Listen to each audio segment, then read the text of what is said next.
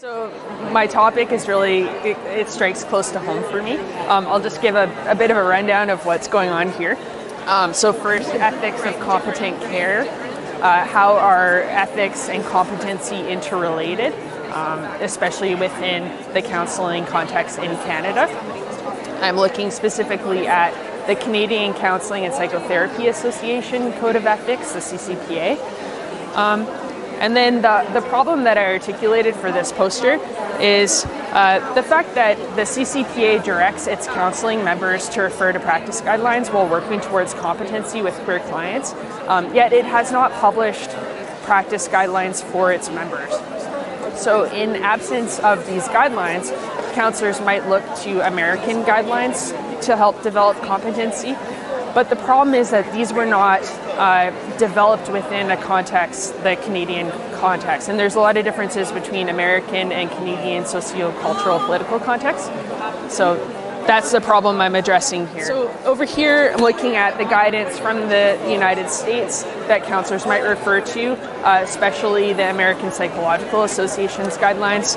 And then here I'm arguing why these guidelines are inadequate or insufficient for counselors in Canada, and giving some examples of why I think that's the case.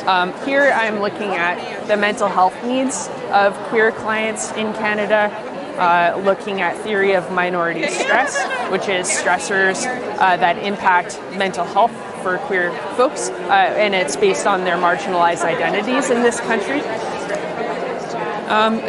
And then lastly, articulating how discrimination, so basically like Canada has ideologies around gender and sexual orientation, heteronormative and cisnormative ideologies, and how these can impact the counseling relationship, and actually how counselors can discriminate against queer clients intentionally, unintentionally, but it can happen.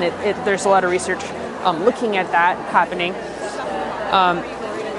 And here I articulate how that discrimination violates codes of ethics. It's really exciting. I've been networking quite a bit, talking with different folks, different poster presenters, students here in Gettings. I just really love the opportunity to meet new people who are also really passionate about working interculturally as counselors, and a lot of the benefits and the challenges and the issues that come up around that.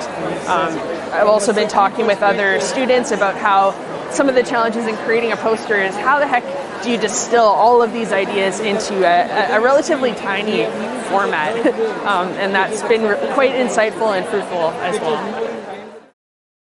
So basically I have a literature review, I have thesis research ideas that are huge. Like there's quite a lot of different, this is just one aspect of it all. So that was a big challenge for me, and a really interesting adventure, I would say too, is deciding which aspects of what I'm looking at to focus on in this poster. And it can be hard to choose one because they all feel so important, but that was really exciting. I'm in the research design phase right now, and I'm going to be commencing my study over the summer. So that's really the next step, is actualizing the study itself and gathering the data and then analyzing the data and then writing my thesis. So those are the next steps. And designing this poster has been really helpful with that, because here I'm looking specifically at the context in Canada, and that is really like a connecting thread throughout my entire thesis. And other elements of my thesis and the study specifically is affirming and non-affirming experiences of clients in counseling.